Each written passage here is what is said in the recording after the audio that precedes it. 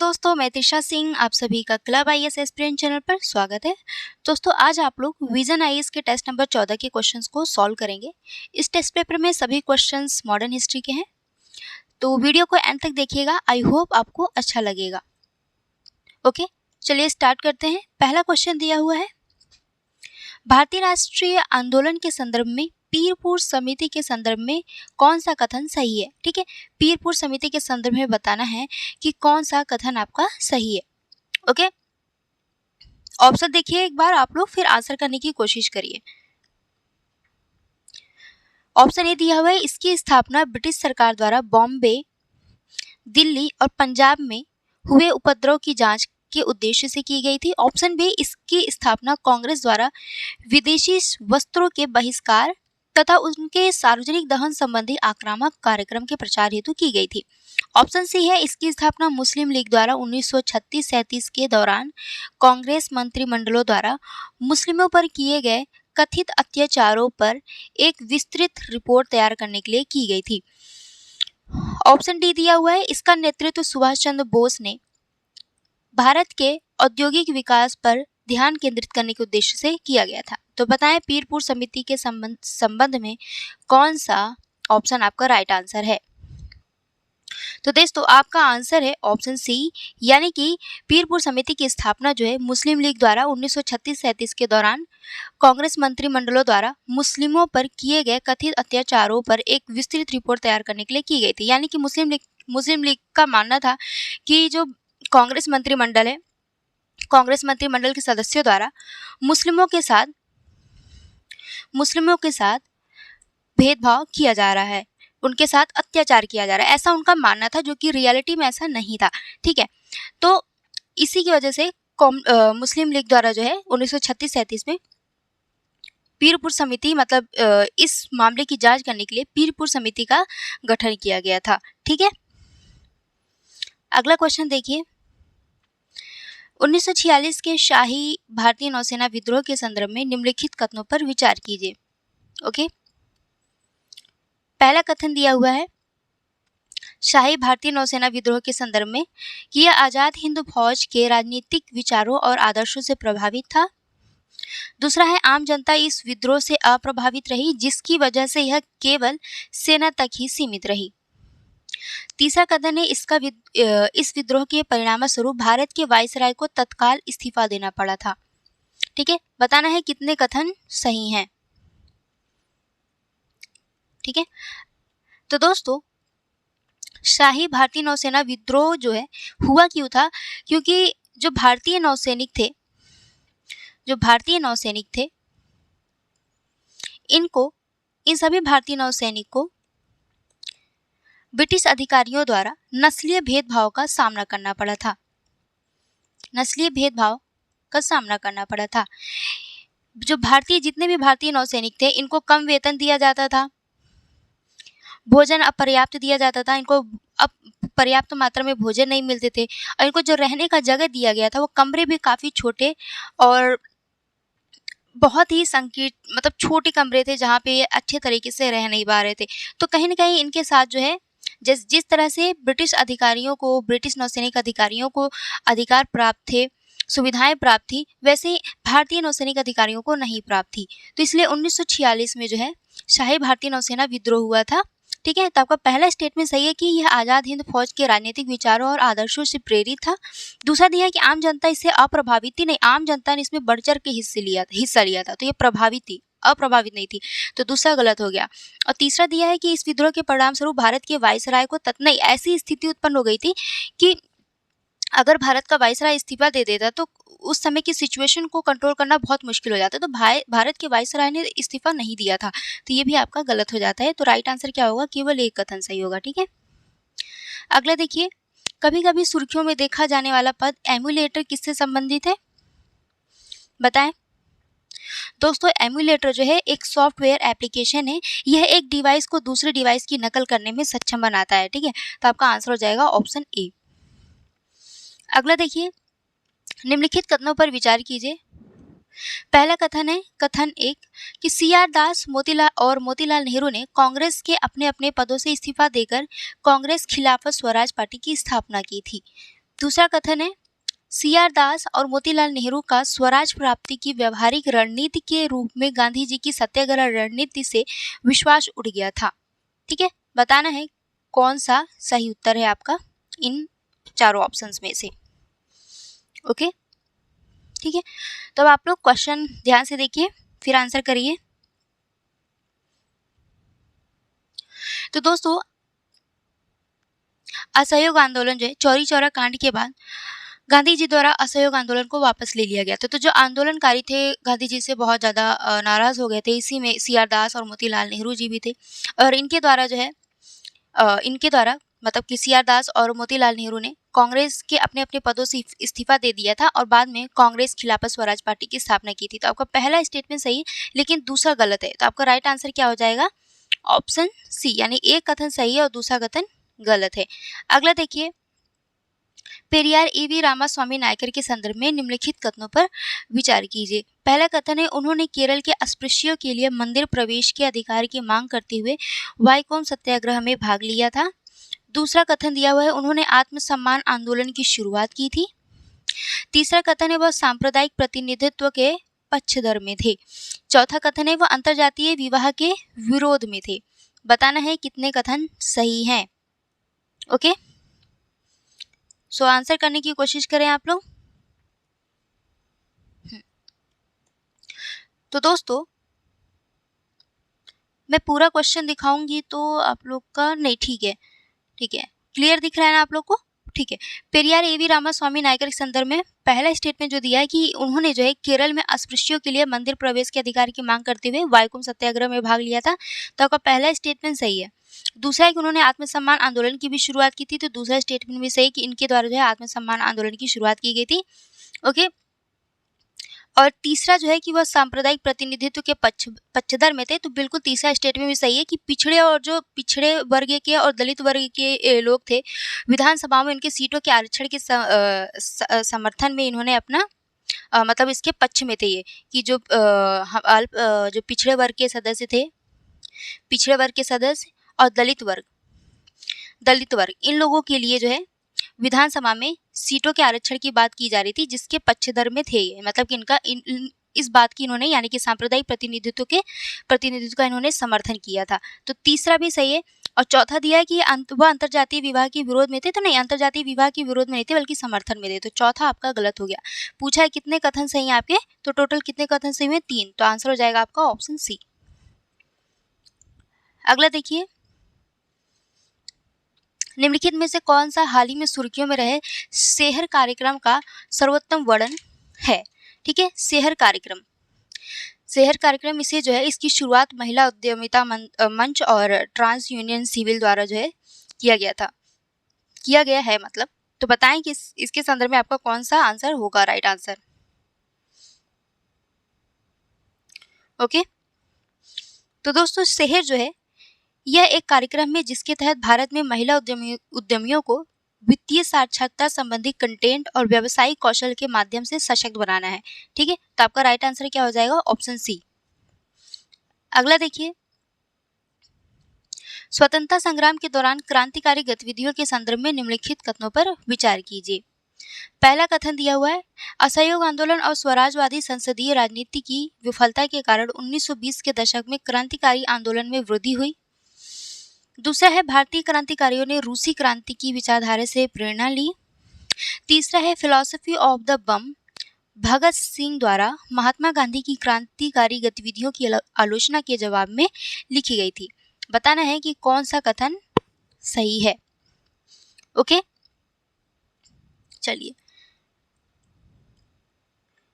तो दोस्तों, स्वतंत्रता संग्राम के दौरान क्रांतिकारी गतिविधियों के संदर्भ में जो पहला स्टेटमेंट दिया है कि असहयोग आंदोलन और स्वराजीय संसदीय रणनीति की विफलता के कारण, जैसे कि आप लोगों को पता होगा कि असहयोग आंदोलन जब चल रहा था तो उसके बाद चौरी चौरा कांड हुई थी। तो गांधी जी द्वारा आंदोलन को वापस ले लिया गया था और ये आंदोलन बहुत ज़्यादा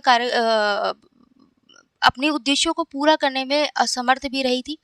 और क्योंकि जो आंदोलनकारी थे वो थक चुके थे, अपनी मांग अहिंसा का पालन कर रहे थे, क्योंकि अपनी मांग के लिए, अपने देश को आज़ाद कराने के लिए अहिंसा का रास्ता इख्तियार किया था। ठीक है, कि अब वो अहिंसा के ज़रिए देश को आज़ाद कराएँगे। तो एक वक़्त के बाद ये जो आंदोलनकारी थे इस नीति से बोर हो चुके थे।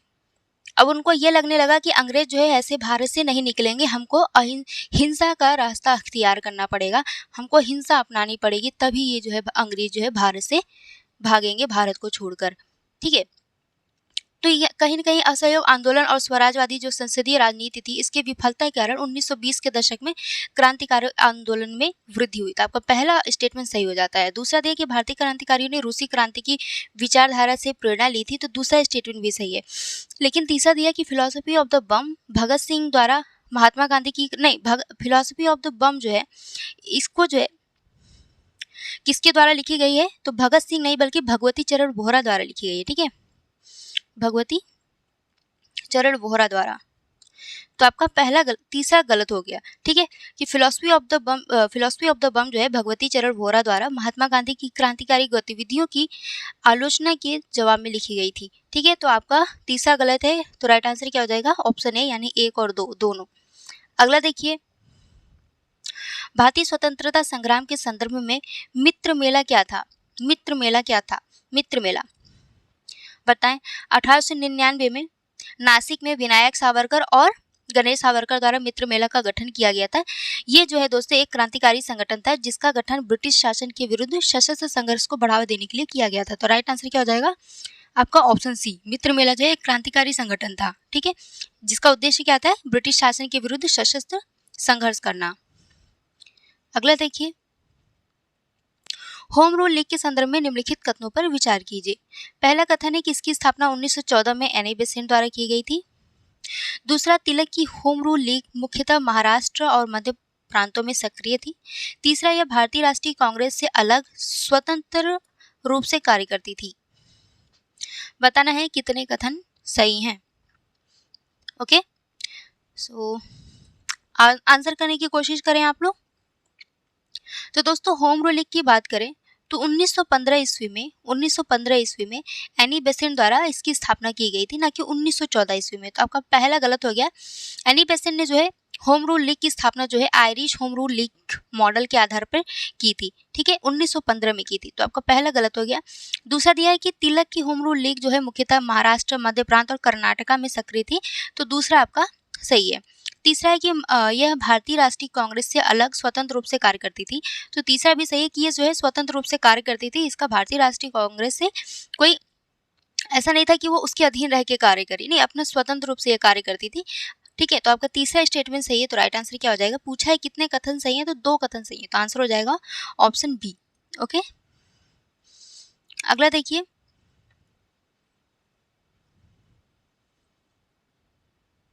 सविनय अवज्ञा आंदोलन के संदर्भ में निम्नलिखित कथनों पर विचार कीजिए।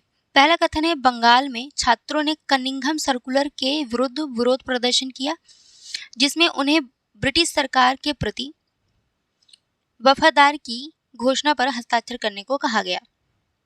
ओके, दूसरा है, महात्मा गांधी के बेटे मणिलाल ने सरोजनी नायडू के साथ मिलकर गांधी की गिरफ्तारी के बाद धरसाना साल्ट वर्क्स पर छापे का नेतृत्व किया था।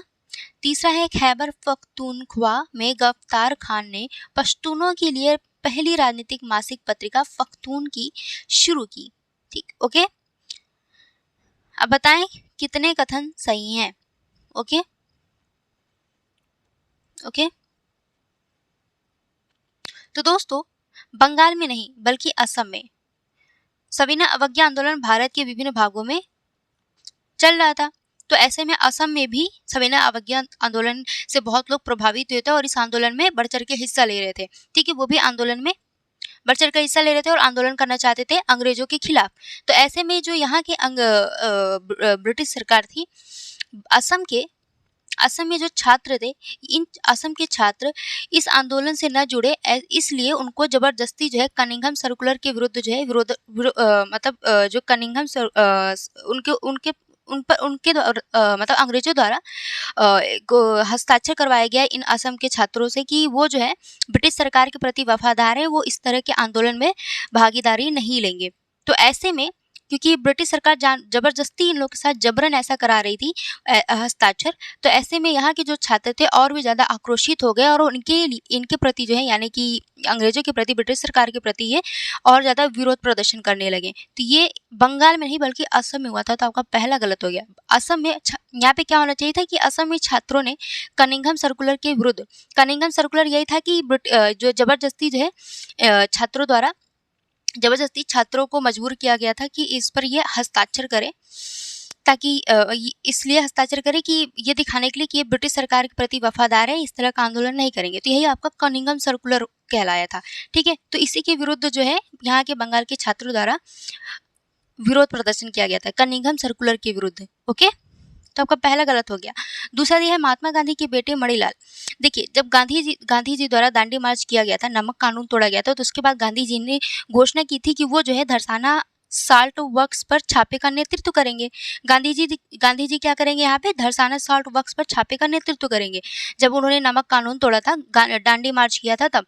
लेकिन गांधी जी को गिरफ्तार कर लिया गया था। तो उनके इस उद्देश्य की पूर्ति, जो इनका ये इन्होंने जो घोषणा की थी, उनकी जो ये मंशा थी कि यहाँ पे वो नेतृत्व करेंगे, तो वो तो कर नहीं पाए क्योंकि वो जेल चले गए थे। तो उनके बेटे ने उनके इस इच्छा की पूर्ति की थी, मणिलाल ने, कि मणिलाल जो है इनके बेटे, इन्होंने सरोजिनी नायडू के साथ मिलकर गांधी की गिरफ्तारी के बाद धरसाना साल्ट वर्क्स पर छापे का नेतृत्व किया था। तो दूसरा सही है आपका।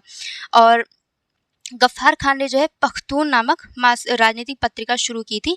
तो तीसरा भी आपका सही है। तो राइट आंसर क्या हो जाएगा? पहला गलत था, दूसरा तीसरा सही है। कितने कथन सही में? केवल 2। ओके, अगला देखिए। सविनय अवज्ञा आंदोलन के संदर्भ में निम्नलिखित कथनों पर विचार कीजिए। पहला कथन है कि देश भर के औद्योगिक श्रमिक वर्ग ने बहुत बड़ी संख्या में आंदोलन में भाग लिया। दूसरा, महिलाओं ने बड़ी संख्या में भाग लिया। तीसरा, आंदोलन में दलितों की भागीदारी सीमित थी। ओके, तो पूछा है कितने कथन सही हैं। ओके, तो दोस्तों सविनय अवज्ञा आंदोलन में औद्योगिक श्रमिक वर्ग ने बहुत बड़ी संख्या में आंदोलन में भाग नहीं लिया था। तो आपका पहला कथन जो है गलत हो जाता है। ओके, और इसलिए भी शामिल नहीं हुए थे कि सविनय अवज्ञा आंदोलन में, कि सविनय अवज्ञा आंदोलन में ज़्यादातर जो उद्योगपति थे वो शामिल थे और श्रमिकों की जो श्रमिक वर्ग थे, श्रमिक वर्गों के हितों के लिए कोई काम नहीं किया गया था इस आंदोलन के ज़रिए। और इसलिए भी नहीं किया गया था कि इनकी ये मंशा थी कि अगर हम श्रमिकों के लिए कोई काम करेंगे तो उद्योगपति जो हैं इस आंदोलन से दूर हो जाएंगे, जो कि उनका ये मानना था कि उद्योगपति अगर रहेंगे तो हमारा जो आंदोलन रहेगा और ज़्यादा सक्रिय रूप से कार्य कर सकेगा, ऐसी उनकी मान्यता थी। इस वजह से श्रमिक वर्ग जो है इसमें शामिल नहीं हुए थे इस आंदोलन में। तो आपका पहला गलत हो गया, उन्होंने शामिल नहीं किया था। और महिलाओं ने इस सविनय अवज्ञा आंदोलन में बढ़ चढ़कर ये हिस्सा लिया था। दूसरा कथन सही है। और दलितों की भी भागीदारी काफ़ी सीमित थी सविनय अवज्ञा आंदोलन में। तो तीसरा भी स्टेटमेंट आपका सही है। बहुत अच्छा क्वेश्चन है ये। जब आप सविनय अवज्ञा आंदोलन पढ़िएगा तो इस पॉइंट को बहुत अच्छे से पढ़िएगा। ये मेंस की पॉइंट ऑफ व्यू से भी बहुत इंपॉर्टेंट हो जाता है। ओके, हाँ, तो पूछा है कितने स्टेटमेंट आपके सही हैं? तो स्टेटमेंट सही है, तो राइट आंसर हो जाएगा ऑप्शन बी। नेक्स्ट क्वेश्चन है 1945-46 के प्रांतीय चुनाव के संदर्भ में निम्नलिखित कथनों पर विचार कीजिए। पहला कथन है प्रांतीय चुनाव में मुस्लिम लीग ने लगभग 95% मुस्लिम सीटें जीती। ठीक है, कितने? 95% मुस्लिम सीटें जीती हैं। ठीक है, ध्यान से पढ़ा करिए स्टेटमेंट। दूसरा दिया है सीमित मताधिकार के कारण केवल 10% आबादी ही मतदान करने के पात्र थी। बताना है कि कौन सा कथन आपका सही है। ओके, बताएं। तो दोस्तों 1945-46 में जो है प्रांतीय चुनाव हुआ था। इस चुनाव में मुस्लिम लीग ने जो है 95% मुस्लिम सीटें जीती थी। तो आपका पहला स्टेटमेंट सही है। ठीक है, मुस्लिमों द्वारा जो है इनका मुस्लिम लीग का समर्थन बहुत ज़्यादा किया गया था, इसलिए मुस्लिम सीटें इन्होंने सबसे ज़्यादा जीती थी। 95% सीटें जो है मुस्लिम लीग ने जीती थी। मुस्लिम सीटें, ठीक है, स्पेशली मुस्लिम सीटें जीती थी 95%। आपका पहला सही है। और क्योंकि जो मताधिकार थे उस टाइम लोगों को मत देने का अधिकार बहुत ही कम था, बहुत ही कम लोगों को मताधिकार दिया गया था। और इसमें केवल 10% नहीं, कुल आबादी का केवल 10% नहीं बल्कि 1%, ठीक है, 1% या 1% से कम आबादी ही मतदान करने के पात्र थी, 10% नहीं। तो आपका दूसरा गलत हो गया, केवल एक सही। तो राइट आंसर क्या हो जाएगा? ऑप्शन ए हो जाएगा। ओके, अगला देखिए, कभी कभी सुर्खियों में रहने वाला एंडरसन परिवर्तन निम्नलिखित में से किससे संबंधित है? तो दोस्तों, आपका ये जो एंडरसन परिवर्तन है, ये डोप्ड कंडक्टिंग पदार्थों में इलेक्ट्रॉन व्यवहार का अध्ययन करता है, तो ऑप्शन सी हो जाएगा। इलेक्ट्रॉन व्यवहार से संबंधित है, तो ऑप्शन सी आपका राइट आंसर हो जाएगा। ठीक है, नेक्स्ट क्वेश्चन है, निम्नलिखित में से कौन सा देसाई-लियाकत समझौते की विफलता का प्रमुख कारण था? बताएं बताएं इसका क्या राइट आंसर होगा? तो दोस्तों, देसाई-लियाकत समझौते की विफलता का मुख्य कारण यह था कि जो ये प्रमुख नेताओं की ओर से औपचारिक समर्थन का अभाव, जो प्रमुख नेताएं थी उनके द्वारा जो है कोई औपचारिक समर्थन नहीं किया गया था, इस वजह से देसाई-लियाकत समझौता जो है विफल रहा था। तो आपका राइट आंसर हो जाएगा ऑप्शन ए। ठीक है, अगला देखिए, साइमन कमीशन विरोधी आंदोलन के संदर्भ में निम्नलिखित कथनों पर विचार कीजिए। पहला कथन यह है, एम ए अंसारी की अध्यक्षता में कांग्रेस अधिवेशन ने प्रत्येक स्तर पर और हर रूप में आयोग का बहिष्कार करने का निर्णय लिया। दूसरा, मोहम्मद अली जिन्ना के नेतृत्व में मुस्लिम लीग ने साइमन कमीशन के बहिष्कार हेतु कांग्रेस के आह्वान का विरोध किया। ओके, बताएं कौन सा कथन आपका सही है? तो दोस्तों, साइमन कमीशन विरोधी आंदोलन के संदर्भ में अगर पहली स्टेटमेंट देखें, जिसमें दिया कि एम ए अंसारी की अध्यक्षता में कांग्रेस अधिवेशन ने प्रत्येक स्तर पर और हर रूप में आयोग का बहिष्कार करने का, यानी कि साइमन कमीशन का जो है विरोध किया जाएगा। हर रूप में जिस तरह से हो सके, हर तरह से जो है ये कांग्रेस सदस्यों द्वारा साइमन कमीशन का विरोध किया जाएगा। इसका निर्णय लिया गया था। किसके द्वारा निर्णय लिया गया था? तो एम ए अंसारी की अध्यक्षता में ये निर्णय लिया गया था कांग्रेस अधिवेशन में। तो आपका पहला स्टेटमेंट सही है कि जो है साइमन कमीशन का विरोध किया जाएगा हर तरह से, हर रूप में। ठीक है, और दूसरा है कि मोहम्मद अली जिन्ना के नेतृत्व में मुस्लिम लीग ने साइमन कमीशन के बहिष्कार हेतु कांग्रेस के आह्वान का विरोध नहीं, समर्थन किया था। ठीक है, समर्थन किया था मोहम्मद अली जिन्ना ने जो है मुस्लिम लीग, क्योंकि जो साइमन कमीशन में एक तो एक भी भारतीय सदस्य शामिल नहीं थे। ठीक है, तो इस वजह से कांग्रेसियों द्वारा इसका विरोध किया जा रहा था। तो मुस्लिम लीग ने भी, मोहम्मद अली जिन्ना के नेतृत्व में मुस्लिम लीग ने भी इस बात का समर्थन किया कांग्रेस का कि हाँ, कि ये जो साइमन कमीशन का विरोध किया जाएगा, साइमन कमीशन का बहिष्कार किया जाएगा। तो इसका समर्थन मोहम्मद अली जिन्ना ने किया था, बल्कि विरोध नहीं किया था, समर्थन किया था। तो दूसरा स्टेटमेंट जो है आपका गलत हो गया, क्योंकि इसमें दिया विरोध नहीं, समर्थन किया था। तो आंसर क्या हो जाएगा? Option A. अगला है, रुद्रम मिसाइल के संदर्भ में निम्नलिखित कथनों पर विचार कीजिए। पहला कथन है कि यह भारत की पहली स्वदेशी रूप से विकसित विकर्ण-रोधी मिसाइल है। इस मिसाइल की रेंज 1000 किलोमीटर से अधिक है। इसे भूमि और समुद्र आधारित प्रणालियों सहित विभिन्न प्लेटफॉर्मों से लॉन्च किया जा सकता है। बोला है कि उपरोक्त में से कितने कथन सही है? ओके, तो दोस्तों, रुद्रम मिसाइल की बात करें तो ये एंटी रेडिएशन मिसाइल है। ठीक है, भारत की पहली स्वदेशी रूप से विकसित विकर्ण-रोधी मिसाइल है। तो आपका पहला स्टेटमेंट सही है। और इसकी रेंज की बात करें तो 1000 किलोमीटर से अधिक रेंज नहीं, बल्कि इसकी रेंज जो है 200 किलोमीटर है। ठीक है, तो दूसरा गलत हो गया। और तीसरा इसमें दिया है कि इसको जो है भूमि और समुद्र आधारित प्रणालियों सहित विभिन्न प्लेटफॉर्मों से लॉन्च किया जा सकता है। तो नहीं, इसको जो है Su-30 MKI लड़ाकू जेट से लॉन्च करने के लिए डिज़ाइन किया गया है। तो इसको कहीं से भी, किसी भी प्लेटफॉर्म से लॉन्च नहीं किया जा सकता है। तो दोनों कथन सही है, दो कथन गलत हो गया, एक कथन सही है। तो राइट आंसर क्या हो जाएगा? Option A. अगला देखिए, कांग्रेस सोशलिस्ट पार्टी के संदर्भ में निम्नलिखित कथनों पर विचार कीजिए। पहला कथन है कि स्वतंत्रता तक कांग्रेस के भीतर से संचालित होती रही। दूसरा है, जवाहरलाल नेहरू इसके प्रथम अध्यक्ष थे। तीसरा, इसके सदस्यों को अखिल भारतीय किसान सभा में शामिल होने से वर्जित किया गया था। ओके, बताना है कितने कौन सा कथन जो है आपका सही है। ओके,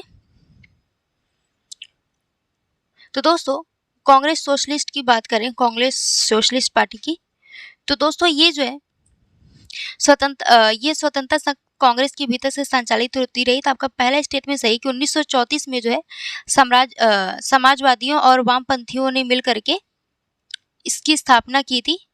तो आपका पहला स्टेटमेंट सही है। दूसरा दिया कि जवाहरलाल नेहरू इसके पहले अध्यक्ष थे, तो नहीं, जवाहरलाल नेहरू इसके पहले जवाहरलाल नेहरू इसमें शामिल ही नहीं होते, प्रत्यक्ष तौर पर कभी इसमें शामिल नहीं हुए, कभी इसके अध्यक्ष नहीं बने, ठीक है। और इसकी सदस्य कांग्रेस सोशलिस्ट पार्टी की स्थापना किसने की थी? तो इसकी स्थापना जयप्रकाश नारायण, अशोक मेहता, नरेंद्र देव, मीनू मसानी ने की थी। और इसके प्रथम अध्यक्ष कौन थे? तो इसके प्रथम अध्यक्ष जो थे दोस्तों, ये नरेंद्र देव थे, ठीक है, नरेंद्र देव थे। और प्रथम महासचिव कौन थे? तो जयप्रकाश थे, ठीक है। महासचिव कौन थे? महासचिव तो जयप्रकाश थे। ओके, सो आपका दूसरा गलत हो गया। तीसरा देखिए, इसके सदस्यों को अखिल भारतीय किसान सभा में शामिल होने से वर्जित किया गया था। तो ऐसा कोई प्रावधान नहीं था, इस तरह की कोई बात नहीं थी कि इसके जो सदस्य होंगे वो अखिल भारतीय किसान सभा में शामिल नहीं हो सकते। तो तीसरा भी आपका स्टेटमेंट गलत हो गया। तो कौन सा कथन सही है? केवल एक कथन सही है, राइट आंसर हो जाएगा ऑप्शन ए। ओके, इसकी स्थापना कब हुई थी? ध्यान रखिएगा 1934 में हुई थी। किसके द्वारा की गई थी? तो जयप्रकाश नारायण, नरेंद्र देव, अशोक मेहता, मीनू मसानी द्वारा की गई थी। अगला देखिए, तीजू और जुंग की नदियों के संदर्भ में निम्नलिखित कथनों पर विचार कीजिए। पहला कथन है, दोनों जो है भारतीय राज्य अरुणाचल प्रदेश से होकर प्रवाहित होती है और दोनों ब्रह्मपुत्र नदी की सहायक नदियां हैं। ओके, बताना है कौन सा कथन आपका सही है। तो दोस्तों, तीजू और जुंग की नदियों की बात करें तो इसमें तीजू की अगर बात करें, तीजू नदी की, तो इसका उद्गम जो है नागालैंड के लुएंगसांग जिले में, लुएंगसोंग ऐसा नाम है ना, थोड़ा सा लेने में मुश्किल, मतलब बोलने में कठिनाई आती है। लुएंगसांग, ठीक है, इसको ध्यान रखिएगा। नागालैंड में एक जिला है लुएंगसांग, यहाँ से इसका उद्गम होता है, ठीक है। और ये म्यांमार में चिनबिन नदी में प्रवाहित होती है, ठीक है। म्यांमार में चिनबिम नदी है एक, उसमें ये प्रवाहित होती है, यानी कि उसकी ये सहायक नदी है चिनबिम, ठीक है। ओके, तो पहला आपका गलत हो गया, इसमें दिया है दोनों। और जुनकी नदी की बात करें तो ये जो है नागालैंड में तीजू की सबसे बड़ी सहायक नदी है, तो दोनों ही गलत हो गया। ये प्रवाहित कहाँ होती है? तो नागालैंड में होती है, अरुणाचल प्रदेश में नहीं होती है, ठीक है। दोनों जो है नागालैंड में प्रवाहित होती हैं, अरुणाचल प्रदेश में नहीं है। और दोनों ब्रह्मपुत्र की सहायक नदियां नहीं, जो तीजू नदी है, जो जुंगकी नदी है, ये सबसे बड़ी सहायक नदी है तीजू की, ठीक है। तो दोनों ही गलत हो गया, राइट आंसर क्या हो जाएगा? ऑप्शन डी, ना तो एक और ना ही दो। ओके, महिला संगठन और जिनके द्वारा गठित किया गया, फिर से ये क्वेश्चन आ गया। लास्ट टेस्ट में भी इस तरह का क्वेश्चन सेम था, है ना, जिन लोगों ने सॉल्व किया होगा उनको याद होगा। भारत महिला परिषद, इस तरह का क्वेश्चन बहुत इंपॉर्टेंट होता है। भारत महिला परिषद पूछा है कि कौन सा सही सुमेलित है, ठीक है, कितने सही सुमेलित है और किनके द्वारा गठित किया गया है, ये दिया हुआ। महिला संगठन है भारत महिला परिषद, आर्य महिला समाज, अखिल भारतीय महिला सम्मेलन। ओके, तो भारत महिला परिषद का गठन जो है किसके द्वारा किया गया था? तो बम्बई में रमाबाई रानाडे द्वारा भारत महिला परिषद का गठन किया गया था। तो आपका पहला गलत हो गया, ठीक है। इसमें दिया है कस्तूरबा गांधी, तो कस्तूरबा गांधी ने नहीं बल्कि रमाबाई रानडे द्वारा भारत महिला परिषद का गठन किया गया था। और आर्य महिला समाज की स्थापना किसने की थी? तो आर्य महिला समाज की स्थापना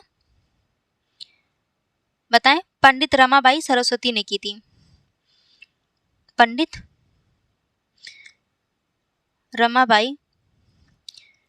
रमाबाई सरस्वती ने की थी, तो कंफ्यूज नहीं होना है दोनों में। भारत महिला परिषद की स्थापना रमाबाई रानाडे ने की थी, ओके। और आर्य महिला समाज की स्थापना पंडित रमाबाई सरस्वती ने, ठीक है। आर्य से ध्यान रखिएगा, सरस्वती मैया, ठीक है, तो कंफ्यूज नहीं होना है। तो ये भी गलत हो गया। अखिल भारतीय महिला सम्मेलन की स्थापना, तो इसकी स्थापना जो है मार्गरेट कजिन्स ने की थी, ठीक है। ये भी गलत सुमेलित है, तो तीनों ही सही सुमेलित नहीं है, तो राइट आंसर क्या हो जाएगा? ऑप्शन डी, यानी कि कोई नहीं। ओके, अगला देखिए, निम्नलिखित क्रांतिकारी गतिविधियों को उनके घटित कालक्रमानुसार व्यवस्थित कीजिए। चटगांव शस्त्रागार छापा कब हुआ था? 1930 में, अप्रैल 1930 में। काकोरी कांड या काकोरी डकैती कब हुई थी? 9 अगस्त 1925 में। हिंदुस्तान सोशलिस्ट रिपब्लिकन एसोसिएशन की स्थापना जो है 10 सितंबर 1928 को, ठीक है, 10 सितंबर 1928 को हिंदुस्तान सोशलिस्ट रिपब्लिकन एसोसिएशन की स्थापना हुई थी। काकोरी कांड हुआ था 9 अगस्त 1925 को और चटगांव शस्त्रागार छापा 1930 में, ठीक है। तो आप जब इसे सही सुमेलित करेंगे तो इसका क्रम क्या बनेगा? 2, 3 और 1, तो राइट आंसर हो जाएगा ऑप्शन सी। अगला देखिए, स्वदेशी आंदोलन के संदर्भ में 1906 में जारी किए गए रिस्ले सर्कुलर का उद्देश्य निम्नलिखित में से क्या था? ठीक है, 1906 में जारी किए गए रिस्ले सर्कुलर का उद्देश्य क्या था? बताएं, इसका राइट आंसर क्या होगा? तो दोस्तों 1905 में बंगाल विभाजन के बाद 1905 में बंगाल विभाजन के बाद बहुत ज़्यादा तेजी से बंग विरोधी आंदोलन शुरू हो गया था। तो इस आंदोलन में छात्र जो है शामिल ना हो, ये राजनीतिक गतिविधियों में भाग न लें, इस चीज़ को रोकने के लिए रिस्ले सर्कुलर लाया गया था। ठीक है, तो इसका उद्देश्य क्या था? इसका उद्देश्य था छात्रों को राजनीतिक गतिविधियों में भाग लेने से रोकना। और इस रिस्ले सर्कुलर में ये प्रावधान लाया गया कि वंदे मातरम, अगर कोई वंदे मातरम का नारा देता है या तिलक महाराज की जय का नारा देता है तो इस तरह के नारे को जो है दंडनीय अपराध माना जाएगा। ठीक है, तो आपका राइट आंसर क्या हो जाएगा? Option C. अगला देखिए, कभी कभी सुर्खियों में देखा जाने वाला पद स्टेबल कॉइन्स। स्टेबल कॉइन्स किससे संबंधित है? बताएं, स्टेबल कॉइन्स किससे संबंधित है? तो दोस्तों ये ऐसे डिजिटल क्रिप्टो करेंसी हैं जिनके मूल्य को स्थिर बनाए रखने हेतु डिजाइन किया गया है। जैसे कि फिएट मनीज होते हैं, स्थिर होते हैं, इस तरह से इनको भी जो है स्टेबल कॉइन्स जो डिजिटल क्रिप्टो करेंसी है इनके मूल्य को भी स्थिर बनाए रखने हेतु डिजाइन किया गया। तो स्टेबल कॉइन्स आपका आंसर हो जाएगा ऑप्शन बी। अगला देखिए, मप्पिला विद्रोह के संदर्भ में निम्नलिखित कथनों पर विचार कीजिए। मप्पिला विद्रोह मुख्य रूप से दमनकारी हिंदू जमींदारों और अंग्रेजों के विरुद्ध निर्देशित था। दूसरा, मप्पिला और ब्रिटिश अधिकारियों के बीच शांतिपूर्ण समझौते के कारण यह विद्रोह समाप्त हुआ था।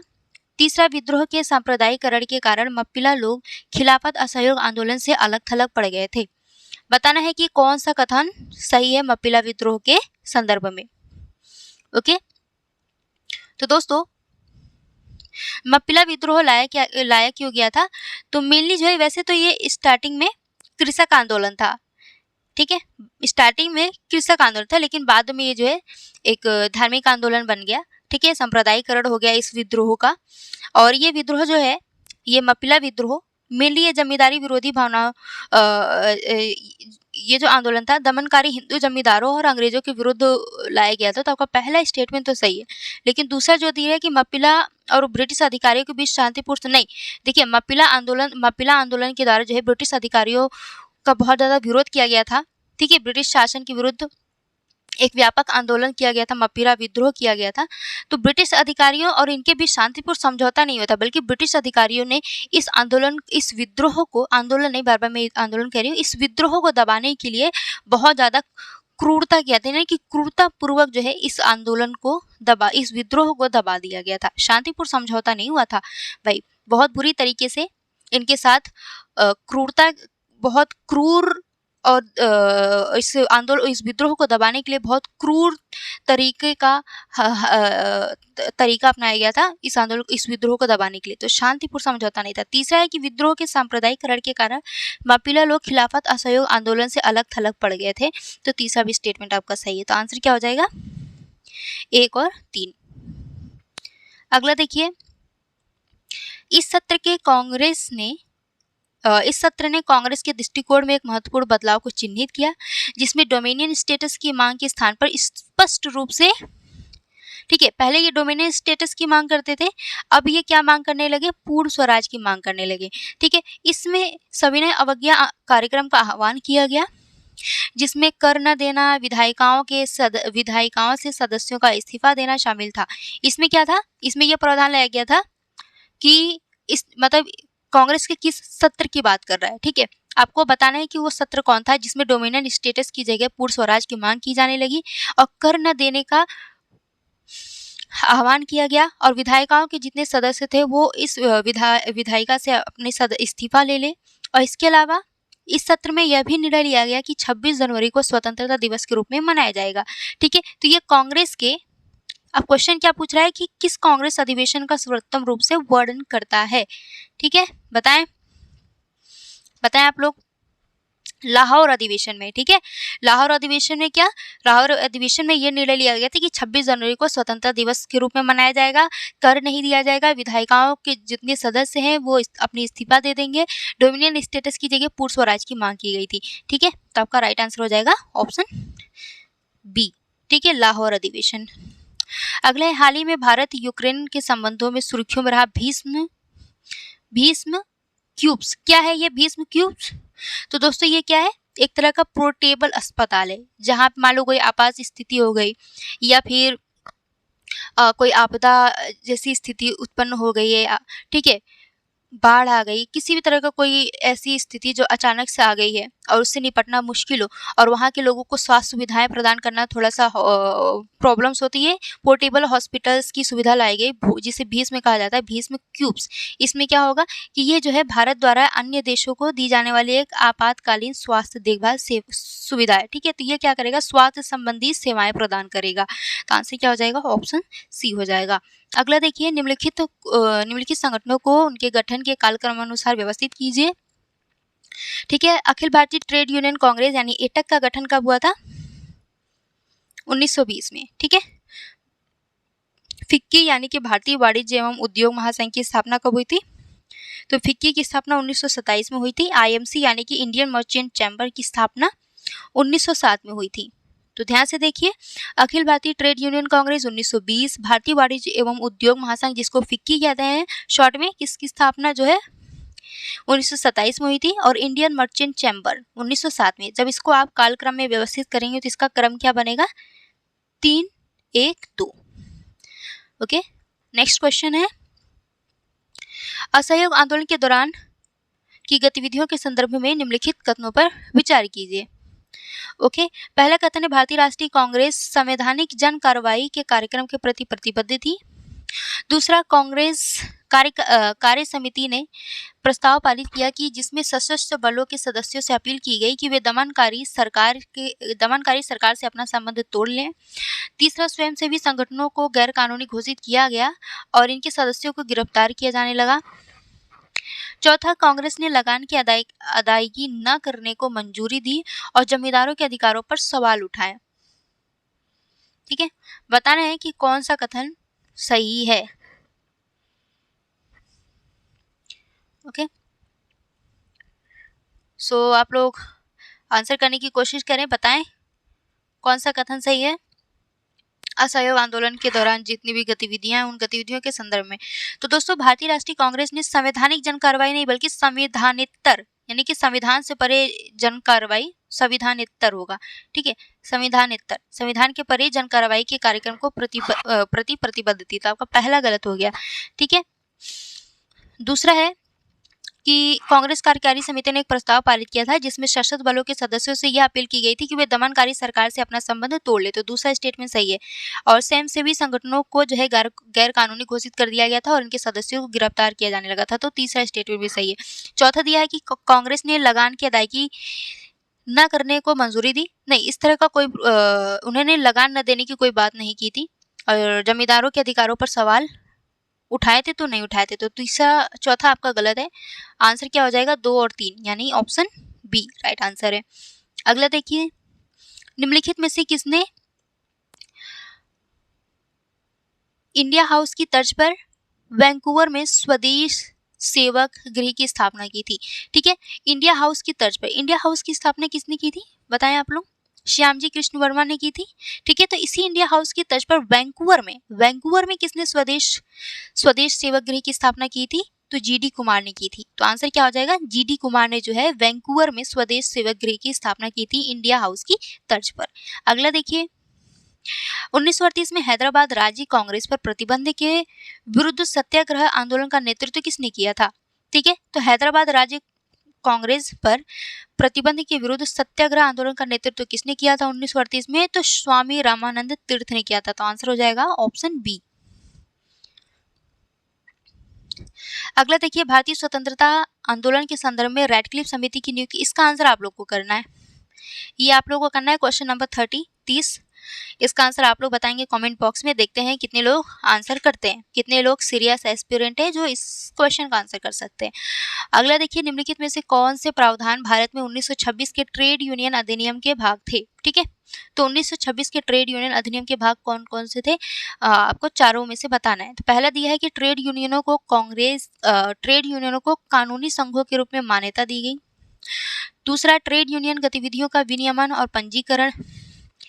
ठीक है, तीसरा है वैध ट्रेड यूनियन गतिविधियों के लिए दीवानी और आपराधिक अभियोजन से, यहाँ पे देखिए वैध लिखा है। ठीक है, जितने भी वैध ट्रेड यूनियन थे उन वैध ट्रेड यूनियन गतिविधियों के लिए दीवानी और आपराधिक अभियोजन से कुछ मुक्ति मिली थी, उन्मुक्ति मिली थी इनको। चौथा है ट्रेड यूनियनों को बिना किसी प्रतिबंध के राजनीतिक गतिविधियों में शामिल होने की पूर्व स्वतंत्रता थी।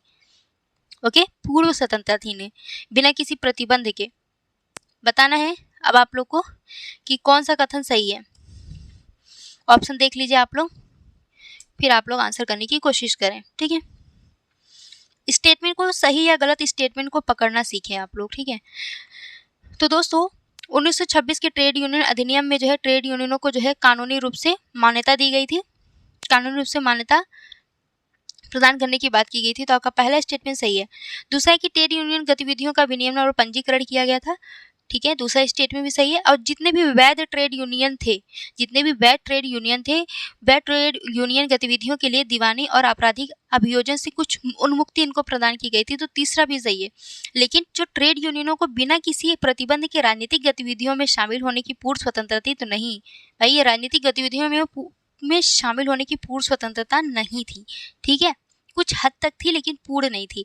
तो आपका चौथा स्टेटमेंट गलत हो गया। मेनली चौथा अगर जिसको नहीं आ रहा है, जो इस स्टेटमेंट को समझ लिया, इस बेसिस पे एक बार एलिमिनेट करने की कोशिश करेगा। अगर आपका एलिमिनेट हो गया तो इजीली आपका आंसर निकल के आ जाता है ऑप्शन ए।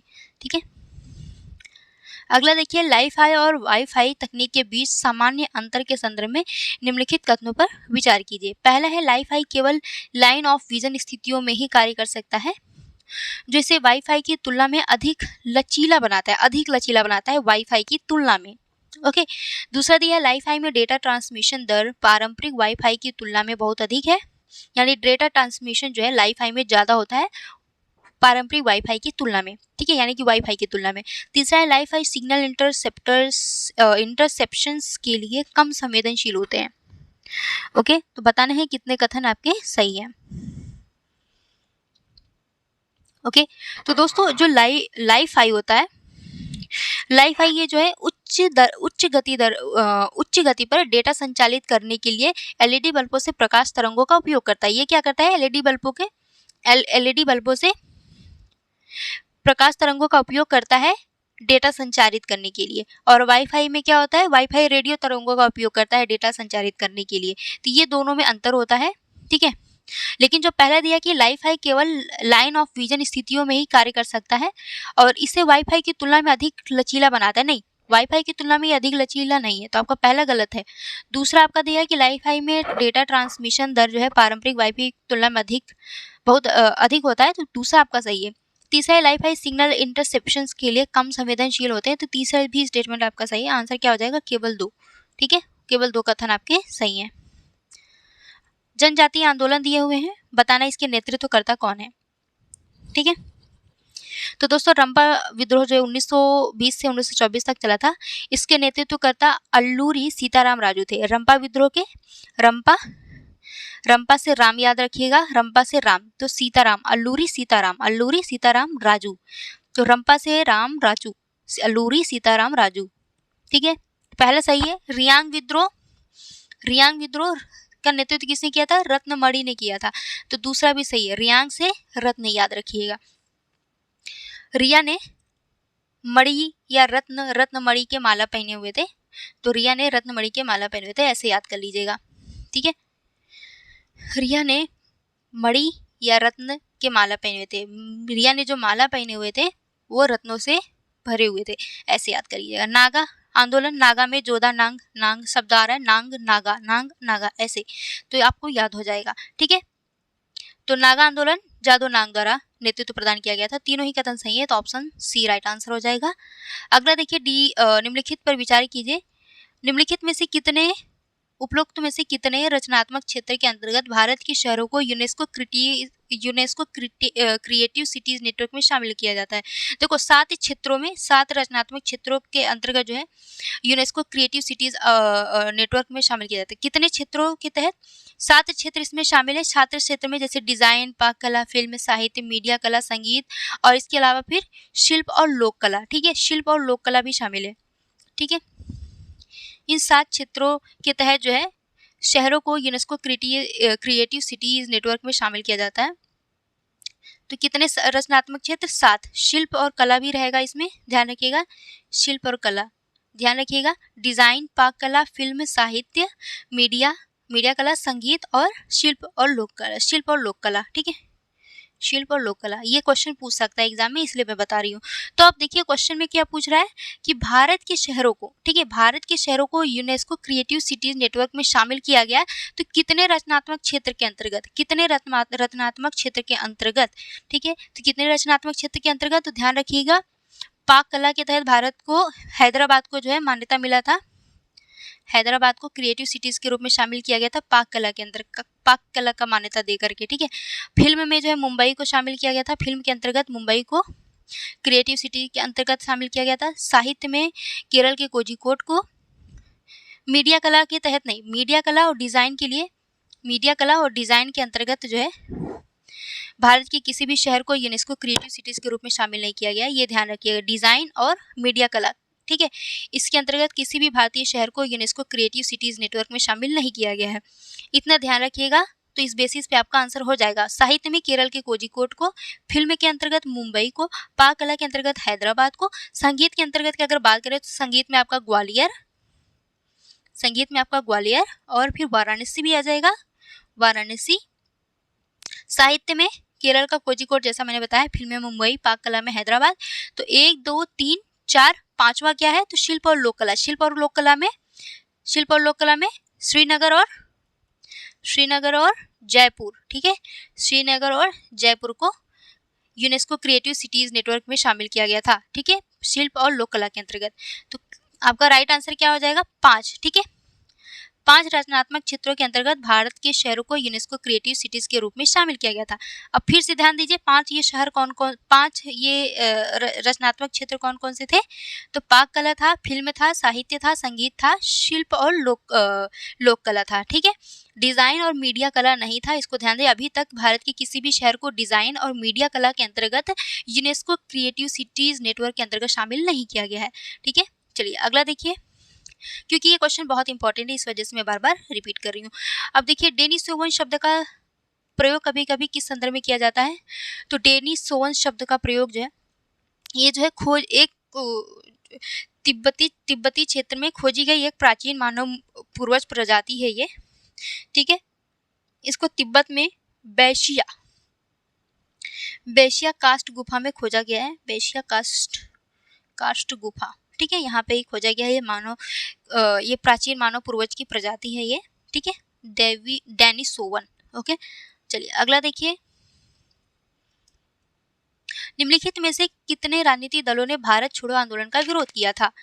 तो ये बहुत इंपॉर्टेंट है, ये वनडे नहीं, आपका आरओ स्टेट पीसीएस और यूपीएससी में भी इस तरह का क्वेश्चन पूछ देता है। ठीक है, तो राजनीतिक दलों ने कितने राजनीतिक दलों ने भारत छोड़ो आंदोलन का विरोध किया था? तो मुस्लिम लीग, भारतीय कम्युनिस्ट पार्टी, हिंदू महासभा, तीनों ने ही विरोध किया था। तो आंसर क्या हो जाएगा? ऑप्शन सी राइट आंसर हो जाएगा।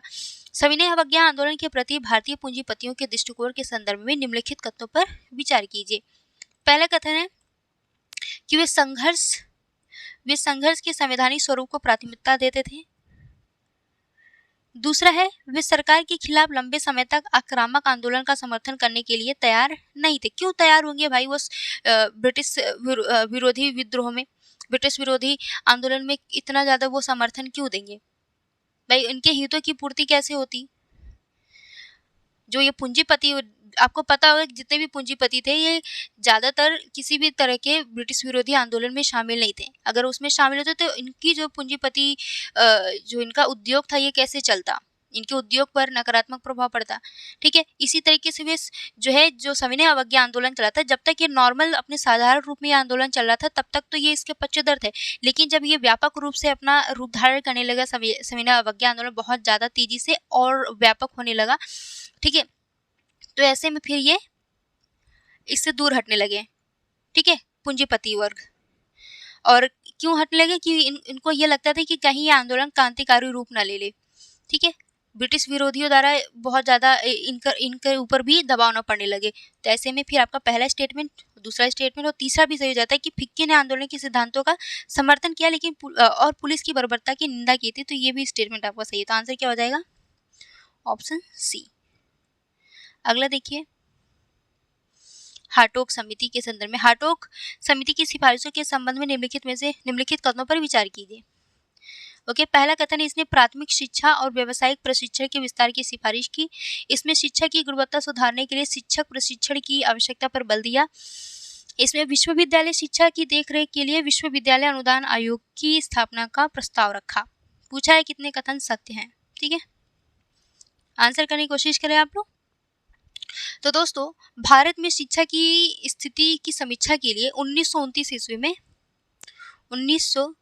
ईस्वी में हार्टोग समिति गठित की गई थी, ठीक है, और इसने कुछ सिफारिशें की थी। इसने ये सिफारिश की थी कि प्राथमिक शिक्षा पर बल दिया जाए, प्राथमिक शिक्षा को और ज़्यादा बेहतर बनाया जाए, लेकिन व्यावसायिक प्रशिक्षण के विस्तार की नीति की सिफारिश नहीं, विस्तार की नीति की सिफारिश ने नहीं की थी। इन्होंने विस्तार करने की बात नहीं की थी बल्कि समेकन की नीति अपनाने की बात की थी। तो आपका पहला गलत हो जाता है। दूसरा दिया कि इसमें शिक्षा की गुणवत्ता, इन्होंने क्या किया कि इन्होंने शिक्षा की गुणवत्ता पर ध्यान दिया, ठीक है, शिक्षा की गुणवत्ता पर ध्यान देने के लिए इन्होंने शिक्षक पर ध्यान दिया कि शिक्षक को जो है अच्छे वेतन दिए जाए, उनको और ज़्यादा ट्रेनिंग दी जाए, इस पर ध्यान दिया। तो आपका दूसरा स्टेटमेंट सही है कि इसमें शिक्षा की गुणवत्ता सुधारने के लिए शिक्षक प्रशिक्षण की आवश्यकता पर बल दिया। और तीसरा दिया कि इसने विश्वविद्यालय की देखरेख के लिए विश्वविद्यालय अनुदान आयोग की स्थापना का प्रस्ताव रखा था। तो नहीं, इन्होंने इस तरह की कोई सिफारिश नहीं की थी विश्वविद्यालय अनुदान आयोग की स्थापना का। तो तीसरा गलत हो गया। पूछा है कितने कथन सही है, तो केवल एक कथन जो है आपका सही है। तो राइट आंसर क्या हो जाएगा? ऑप्शन बी जाएगा। इन्होंने मेनली जो है ना, हार्टोग समिति ने जो सिफारिश दी थी, मेनली शिक्षा की गुणवत्ता में सुधार पर बल देने की जैसे सिफारिश दी थी, ठीक है। उन्होंने कोई रचनात्मक कार्य जैसे कि विश्वविद्यालय और स्थापित किए जाएं या फिर विश्वविद्यालय अनुदान आयोग की स्थापना की जाए, तो इस तरह नहीं, उन्होंने शिक्षा की गुणवत्ता पर ध्यान दी थी, ठीक है। 1911 की अगला क्वेश्चन देखिए, 1911 में आयोजित दिल्ली दरबार के संबंध में निम्नलिखित कथनों पर विचार कीजिए।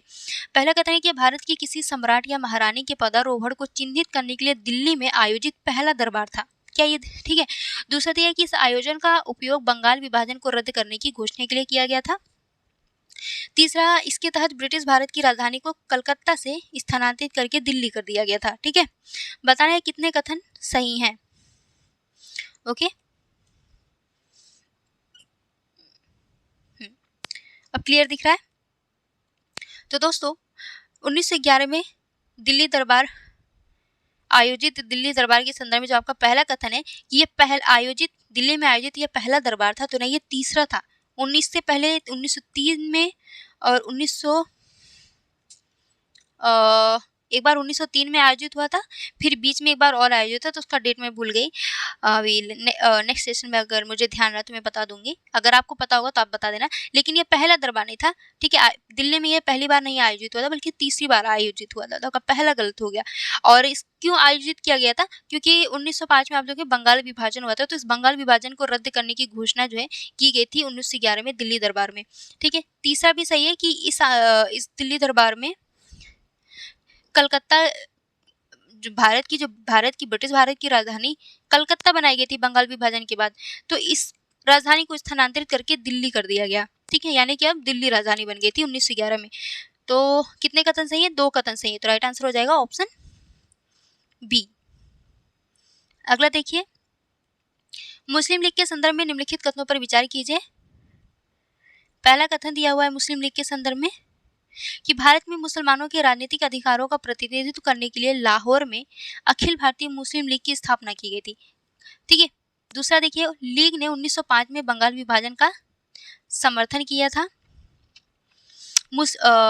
तीसरा कथन है मोहम्मद अली जिन्ना मुस्लिम लीग के संस्थापक सदस्यों में से एक थे। ओके, क्वेश्चन पूछा है कौन सा सही है, कौन सा सही है। ओके, तो दोस्तों अगर आप लोग को इतना पता होगा कि क्या मुस्लिम लीग ने 1905 में बंगाल विभाजन का समर्थन किया था, तो बिल्कुल किया था, इतना तो ध्यान होगा आप लोग को। ठीक है, और ये खुश भी थे क्योंकि बंगाल विभाजन के बाद जो मुस्लिम लीग थे, क्योंकि ब्रिटिश भारत की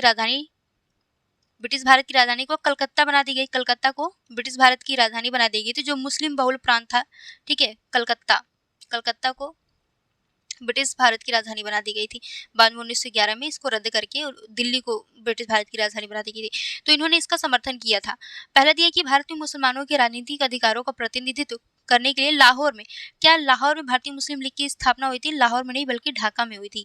ठीक है, तो पहला गलत हो गया, दूसरा सही था। तीसरा, मोहम्मद अली जिन्ना जो है मुस्लिम लीग के संस्थापक सदस्यों में से नहीं थे। ये इसके सदस्य थे लेकिन बाद में मेंबर बने थे, लेकिन इसके संस्थापक सदस्य नहीं थे। अब आपको क्वेश्चन बताना है कि मुस्लिम लीग के संस्थापक सदस्य कौन कौन से थे। ठीक है, तो आपका केवल दूसरा कथन सही है, राइट आंसर हो जाएगा ऑप्शन डी। अगला देखिए, भारतीय राष्ट्रीय कांग्रेस के संदर्भ में भारतीय राष्ट्रीय कांग्रेस के 1905 के अधिवेशन के संदर्भ में निम्नलिखित कथनों पर विचार कीजिए। ठीक है, भारतीय राष्ट्रीय कांग्रेस के 1905 के अधिवेशन के संदर्भ में क्वेश्चन पूछ रहा है। पहला कथन है कि ये कहाँ आयोजित हुआ था? बनारस में। ये स्टेटमेंट बोल रहा है कि भारतीय राष्ट्रीय कांग्रेस का 1905 का अधिवेशन बनारस में आयोजित हुआ था और इसकी अध्यक्षता जो है गोपाल कृष्ण गोखले ने की थी। ओके, दूसरा देखिए, तो इसमें यूनाइटेड किंगडम या इसके उपनिवेशों की तर्ज पर स्वशासन या स्वराज प्राप्त करने के लिए भारतीय राष्ट्रीय कांग्रेस के लक्ष्य को घोषणा की गई थी।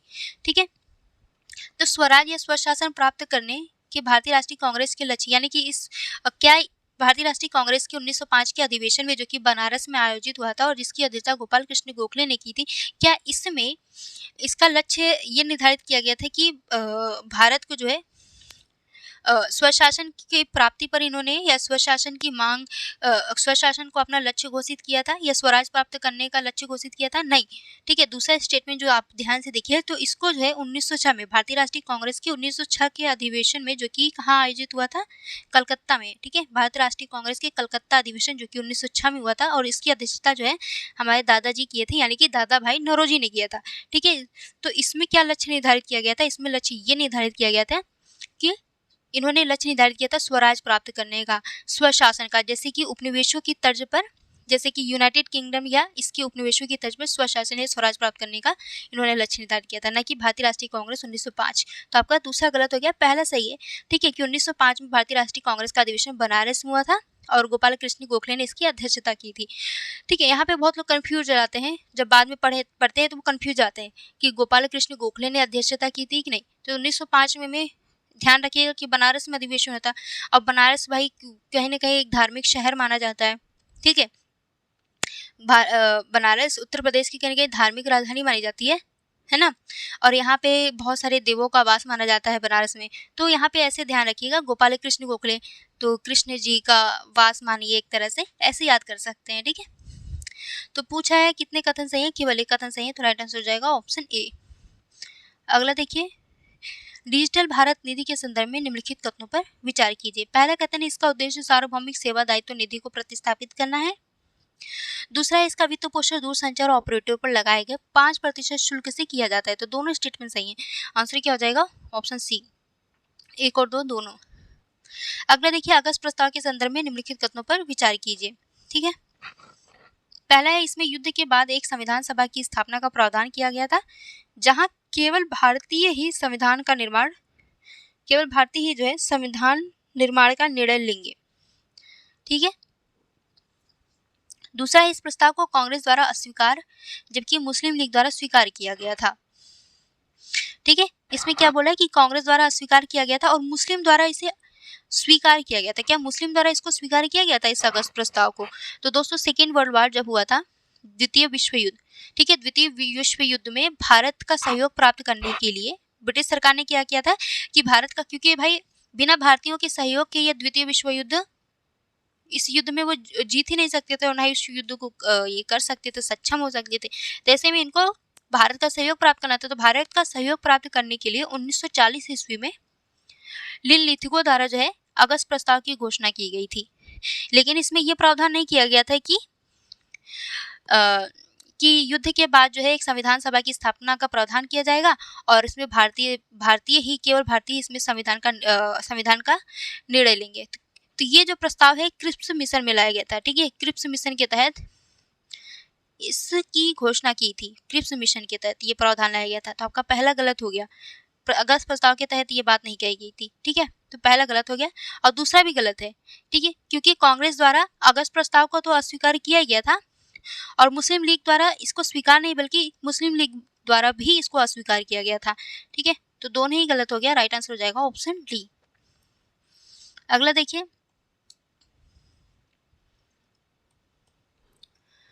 अगला है क्रांतिकारी गतिविधियां और संबंधित व्यक्तित्व। मुजफ्फरपुर षड्यंत्र में क्या मुजफ्फरपुर षड्यंत्र का नेतृत्व जो है रासबिहारी बोस ने किया था या मुजफ्फरपुर षड्यंत्र से संबंधित व्यक्ति रासबिहारी बोस थे? तो दोस्तों मुजफ्फरपुर षड्यंत्र में कौन कौन शामिल था? खुदीराम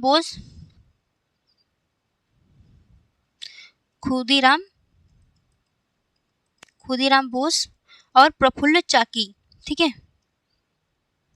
प्रफुल्ल चाकी। अब इसको याद करने का मैं एक छोटा सा आपको आइडिया देती हूँ कैसे आपको याद करना है। मुजफ्फर से मुंह याद रखिएगा, ठीक है, मुजफ्फर से मुंह, ठीक है, मुंह। अब बहुत लोग बोलते हैं ना कि मुंह में राम बगल में छुरी, मुंह में राम बगल में छुरी, और छुरी को अगर नॉर्मली गांव में मतलब छुरी बोला जाता है, वैसे चाकू को छुरी, चाकू, तो छुरी को चाकू, ऐसे याद रखिएगा। अब क्या याद करना है आपको? मुजफ्फर से मुंह, ठीक है, तो मुंह में राम बगल में छुरी, ऐसे। तो मुजफ्फरपुर षड्यंत्र में राम से याद रखिएगा, मुंह में राम बगल में छुरी, तुम राम से खुदीराम, ओके, और मुंह में राम बगल में छुरी से चाकू, चाकी, प्रफुल्ल चाकी। तो ये आप ऐसे याद कर लीजिएगा, ठीक है। वैसे थोड़ा सा है अजीब टाइप का ये याद करने का तरीका, लेकिन बस आपको याद करना है, ठीक है। तो मुजफ्फरपुर षड्यंत्र में रासबिहारी बोस नहीं थे शामिल, बल्कि मुजफ्फरपुर षड्यंत्र में प्रफुल्ल चाकी और कौन थे? बताएं, खुदीराम बोस, ठीक है। तो पहला गलत हो गया। अलीपुर षड्यंत्र में बारिंद्र कुमार घोष थे। वायसराय हार्डिंग बम कांड में कौन शामिल थे? तो सचिंद्र सान्याल शामिल थे, ओके। तो आपका कितने कथन सही है? केवल 2, राइट आंसर हो जाएगा ऑप्शन बी। अगला देखिए, भारत में व्यावसायिक समूहों पर प्रथम विश्व युद्ध के प्रभाव के संदर्भ में निम्नलिखित कथनों पर विचार कीजिए। पहला कथन है कि युद्ध ने नए उद्योगों, विशेष रूप से विनिर्माण क्षेत्र में की स्थापना को प्रोत्साहित किया। दूसरा, ब्रिटिश नियंत्रण के कारण स्थानीय व्यवसायों के प्रभाव में गिरावट आई। तीसरा है, इसने श्रमिक अशांति और हड़तालों में योगदान दिया, ओके। बताना है कितने कथन सही है। तो दोस्तों द्वितीय विश्व युद्ध में के कारण जो है व्यापार बहुत बाधित हुआ था, महंगाई बढ़ गई थी। ऐसी स्थिति में युद्धकालीन जरूरतों को पूरा करने के लिए प्रथम विश्व युद्ध में युद्धकालीन जरूरतों को पूरा करने के लिए उनको नए उद्योग स्थापित करना पड़ा। तो ऐसे में युद्ध ने नए उद्योगों, विशेष रूप से विनिर्माण क्षेत्र की स्थापना को प्रोत्साहित किया। तो पहला स्टेटमेंट आपका सही है। दूसरा दिया कि ब्रिटिश नियंत्रण के कारण स्थानीय व्यवसायों के प्रभाव में गिरावट नहीं आई थी, बल्कि और बढ़ोतरी हुई थी। तो दूसरा गलत हो गया। तीसरा दिया कि इसने श्रमिक अशांति और हड़तालों में योगदान दिया। तो तीसरा स्टेटमेंट सही है कि जो श्रमिक थे, क्योंकि पूंजीपति वर्ग अपना जो भी इनको लाभ मिलता था वो श्रमिकों तक उस लाभ को पहुंचाते नहीं थे, श्रमिकों का बहुत ज्यादा शोषण करते थे, श्रमिकों से बहुत ज्यादा काम लेते थे। ऐसे में श्रमिक जो है अशांत हो गए थे और उन्हें बहुत ज्यादा हड़ताल करना शुरू कर दिए थे। तो पहला और तीसरा सही है। तो पूछा है कितने कथन सही है? तो केवल 2, आंसर हो जाएगा ऑप्शन बी। अगला देखिए, अनुशीलन समिति के संदर्भ में निम्नलिखित कथनों पर विचार कीजिए। पहला है, उन्होंने हथियार खरीदने के लिए धन जुटाने हेतु स्वदेशी डकैतियां डाली। दूसरा, ढाका अनुशीलन समिति शाखा का गठन जो है जतीन्द्र नाथ बनर्जी ने किया था और संध्या पत्रिका इससे संबद्ध थी। बताना है कितने कथन सही हैं, ओके। तो दोस्तों अनुशीलन समिति की बात करें तो अनुशीलन समिति मेनली जो है डकैती वकैती करने के हथियार खरीदने के लिए मेनली क्योंकि ये अगर ये इनको ब्रिटिश सरकारों का विरोध करना है, विद्रोह करना है, क्रांतिकारी, क्योंकि एक क्रांतिकारी समिति थी, तो इसको हथियार की ज़रूरत होगी और हथियार खरीदने के लिए पैसे की ज़रूरत होगी। तो इन्होंने पैसे जुटाने के लिए क्या किया था, कुछ जगहों पे डकैती वगैरह किया था। तो पहला स्टेटमेंट आपका सही है। और ढाका अनुशीलन की बात करें तो इसकी 3 शाखाएं थी। एक तो ढाका में थी, दूसरा मिदनापुर में, और तीसरी जो थी ये थी कलकत्ता, ठीक है, बंगाल में। तीसरी कलकत्ता, ठीक है, ढाका, मिदनापुर और कलकत्ता। और इन तीनों शाखाओं के अलग-अलग, मतलब इन तीनों शाखाओं का गठन जो है अलग-अलग व्यक्तियों ने किया था। जैसे कि अगर हम बात करें कि ढाका अनुशीलन समिति का गठन किसने किया था, तो ढाका अनुशीलन समिति का गठन जो है पुलिन बिहारी दास द्वारा किया गया था, ठीक है, पुलिन बिहारी दास द्वारा। आप देखेंगे जो पुल बने होते हैं वो ढके हुए होते हैं ना। आप देखेंगे जो पुल बने होते हैं नदियों पे इस तरह से, तो ये जो पुल होते हैं आधा ढक लेते हैं नदी को, तभी तो लोग एक इधर से दूसरे साइड चले जाते हैं, है ना, नदी को पार करने के लिए। तो ये जो ढका जाता है, एक तरह से बड़े पत्थर से ढक देते हैं आधा क्षेत्र को, नदी को, ठीक है, आधे हिस्से को, तो लोग एक साइड से दूसरे साइड चले जाते हैं। तो ऐसे आप याद कर लीजिएगा, ढाका का से मतलब पुल से संबंधित है।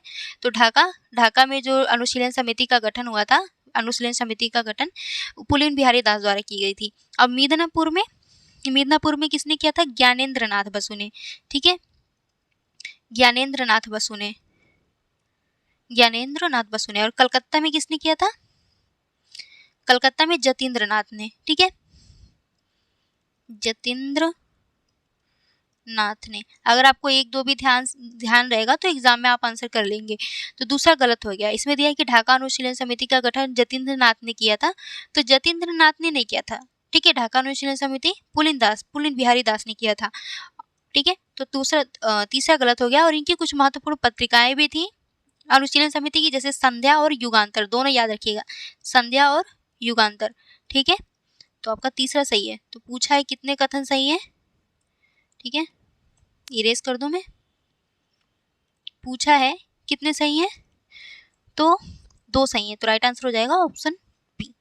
अगला देखिए, चंपारण सत्याग्रह 1917 के संदर्भ में निम्नलिखित में से कौन सा कथन सही नहीं है। ओके, चंपारण सत्याग्रह, पहला कथन है 3 कठिया प्रणाली के तहत किसानों को अपनी जमीन के 3/10वें हिस्से, ठीक है। देखते हैं आपका दिमाग जो है और आप क्वेश्चन को कितना ज़्यादा आई कैच कर लेते हो, आपकी आंखें कितनी जल्दी जो है मिस्टेक को कैच कर लेती हैं, ठीक है। 3 कठिया प्रणाली के तहत किसानों को अपनी जमीन के 3/10वें हिस्से पर नील की खेती करने के लिए मजबूर किया जाता था। दूसरा, राजकुमार शुक्ल ने गांधी जी को किसानों का मुद्दा उठाने के लिए राजी किया था। तीसरा, बाद में सरकार ने इस मुद्दे पर विचार करने के लिए गांधी जी के नेतृत्व में, ठीक है, गांधी जी के नेतृत्व में एक आयोग नियुक्त किया था। अब बताना है कि कौन सा कथन सही है। ओके, अगर आपको एक भी स्टेटमेंट इसमें से पता है सही से तो आप इजीली आंसर कर लेंगे। ओके, और ज्यादातर ऐसा होता है ना, बताएं इसका आंसर क्या होगा। पूछा है कौन सा कथन सही नहीं है। ओके, तो दोस्तों दूसरा तो आपको पता होना चाहिए कि राजकुमार शुक्ल ने गांधी जी को इस मतलब चंपारण सत्याग्रह में किसानों का मुद्दा उठाने के लिए इनको राजी किया था गांधी जी को। इतना तो ये पीसेस में बहुत पूछता है क्वेश्चन, तो ये आपका स्टेटमेंट सही है। तो दूसरा देखिए, तो दूसरा पहले स्टेटमेंट भी है, पहले ऑप्शन में भी है, बी में भी है और डी में भी है, तो ये तो आपका आंसर नहीं होगा, ऑप्शन सी आपका राइट आंसर जो। और सबसे बड़ी बात ये है जो आप लोग को पता होना चाहिए कि 3 कठिया मामले में 3/10वें हिस्से पर नहीं, बल्कि किसानों को ब्रिटिश किसानों को जो है अपने जमीन के 3/20वें हिस्से पर नील की खेती करने के लिए मजबूर किया गया था, 3/10वें हिस्से पे नहीं। तो आपका पहला गलत हो गया। और सरकार ने इस मुद्दे को सुलझाने के लिए गांधी के नेतृत्व में नहीं बल्कि सरकार ने एक समिति का गठन किया था, उसने गांधी जी को भी नामित किया था कि वो भी इस समिति का हिस्सा बने, लेकिन नेतृत्व तो नहीं किया था इन्होंने, ठीक है। तो तीसरा गलत हो गया, तो आंसर क्या हो जाएगा, ऑप्शन सी। अगला देखिए, समाचार पत्र पत्रिकाएं और संबंधित नेता। फ्री हिंदुस्तान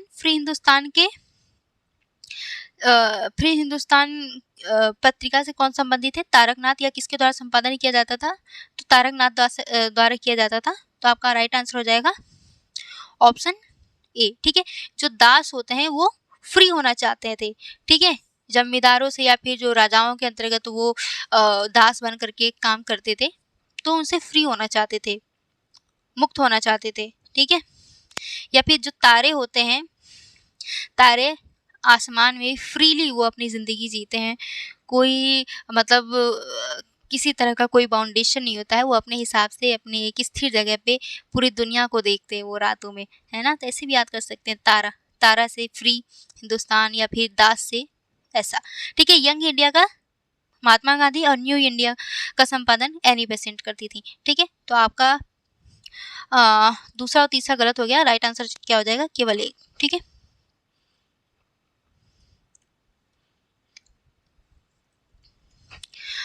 अगला देखिए, भारतीय स्वतंत्रता अधिनियम 1947 के संदर्भ में निम्नलिखित कथनों पर विचार कीजिए। पहला कथन है, इस अधिनियम के तहत 15 अगस्त 1947 को स्वतंत्र राज्य या भारत और पाकिस्तान की स्थापना का प्रावधान किया गया। दूसरा, भारत सरकार अधिनियम 1935 को भारतीय स्वतंत्रता अधिनियम द्वारा निरस्त कर दिया गया। तीसरा, संविधान सभा को आंशिक विधायी अधिकार दिए गए। ओके, बताना है कितने कथन सही हैं। तो दोस्तों, भारतीय स्वतंत्रता अधिनियम 1947 के द्वारा दो डोमिनियन राज्यों की स्थापना की गई थी, भारत और पाकिस्तान, यानी भारत और पाकिस्तान का विभाजन कर दिया गया था और दो अलग राष्ट्र भारत और पाकिस्तान बनाए गए थे, स्थापना का प्रावधान किया गया था। तो आपका पहला सही है। और दूसरा जो दिया है कि भारत सरकार अधिनियम 1935 को भारतीय स्वतंत्रता अधिनियम द्वारा निरस्त कर दिया गया था, तो गलत है।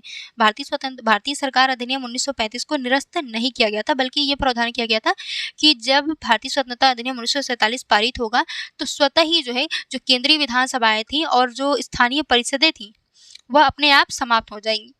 ठीक है, वो अपने आप समाप्त हो जाएंगी और यहाँ पे जो भी कामकाज किए जाएंगे वो वो जो है भारत सरकार अधिनियम 1935 के प्रावधानों के अनुसार होंगे, तब तक जब तक इन लोग अपने खुद का संविधान सभा गठित नहीं कर लेते हैं। ठीक है, तो आपका तीसरा गलत हो गया। चौथा है कि संविधान सभा को आंशिक नहीं, संपूर्ण विधायी, पूरी विधायी अधिकार प्रदान किए गए थे। ठीक है, तो आपका तीसरा गलत हो गया, आंशिक नहीं, संविधान सभा को पूरी विधायी अधिकार प्रदान किए गए थे। तो कितने कथन सही है? केवल एक। इस सेशन का लास्ट क्वेश्चन है, अखिल भारतीय ट्रेड यूनियन कांग्रेस के संदर्भ में निम्नलिखित कथनों पर विचार कीजिए। पहला कथन है, CR दास अखिल भारतीय ट्रेड यूनियन कांग्रेस के पहले अध्यक्ष थे। दूसरा है, भारतीय राष्ट्रीय कांग्रेस के गया अधिवेशन में एटक के गठन का समर्थन करने के साथ साथ इसकी सदस्यता के लिए एक समिति का गठन किया गया। तीसरा है, एटक संगठन लेबर पार्टी के सामाजिक लोकतांत्रिक विचारों और गांधीवादी दर्शन से प्रभावित थे। ओके, बताना है कितने कथन सही हैं।